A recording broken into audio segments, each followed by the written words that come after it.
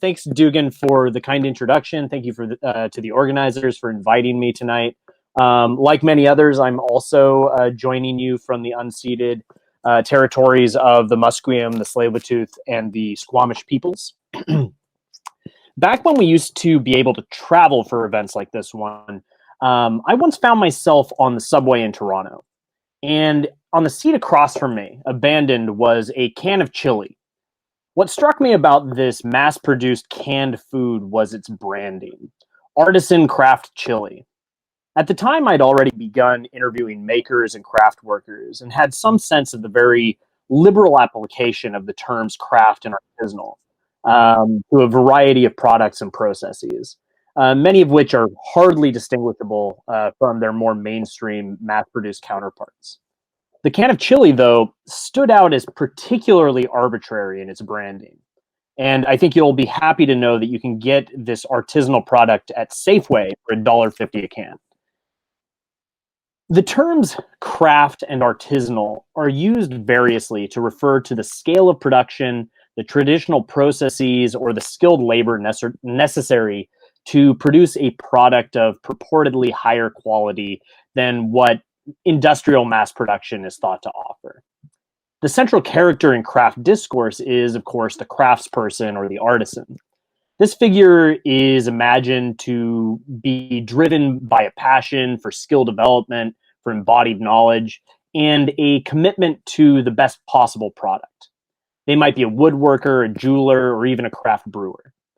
Books and television programs all celebrate the industriousness of the craftsperson, but popular accounts rarely probe beyond this to the question of the labor process of craft industries more generally.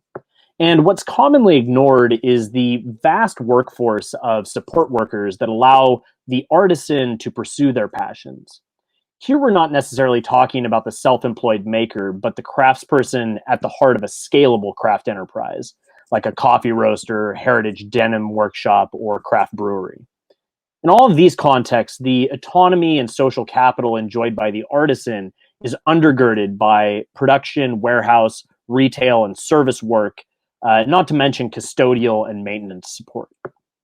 For those who work in these support roles, work in craft industries doesn't really reflect the promises articulated by optimistic popular accounts.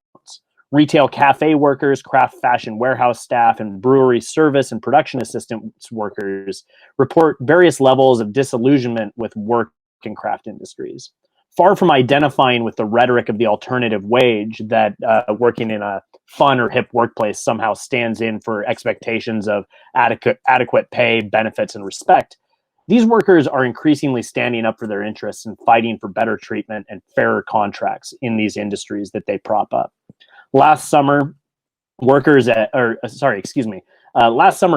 Coffee and Parallel 49 Brewing in Vancouver both came under some pretty negative media attention when current and former workers took to Instagram to anonymously report mistreatment at both workplaces. These testimonials collected under a pair of Instagram accounts included instances of sexism, racism, transphobia, favoritism, bullying in these local and craft branded shops. And the public scrutiny compelled one of the owners of Matchstick to actually step down. And it catalyzed an organizing campaign within the chain, making Matchstick actually the first union coffee chain in the Lower Mainland since the decertification of Vancouver Starbucks stores over a decade ago. Results at Parallel 49 have been more mixed, with former workers that I've spoken to reading the brewery's response to the public scrutiny as cynical and PR inflected rather than indicative of real cultural change. However, these examples arose during a significant uptick in worker organizing generally, but in particular in craft and localist industries. The first major worker victory was the successful unionization of Anchor Brewing in San Francisco about 2 years ago. But locally, shops like Matchstick, Cardam's Donuts, Turning Point Brewing have all joined unions. And I'm going to have to end it there because I'm being told that my time is up. Suffice to say that it is service workers and especially women and people of color that have led this organizing charge. And in the COVID period, this is only going to increase. And I look forward to talking to you more about it at the booth. Thanks, everybody.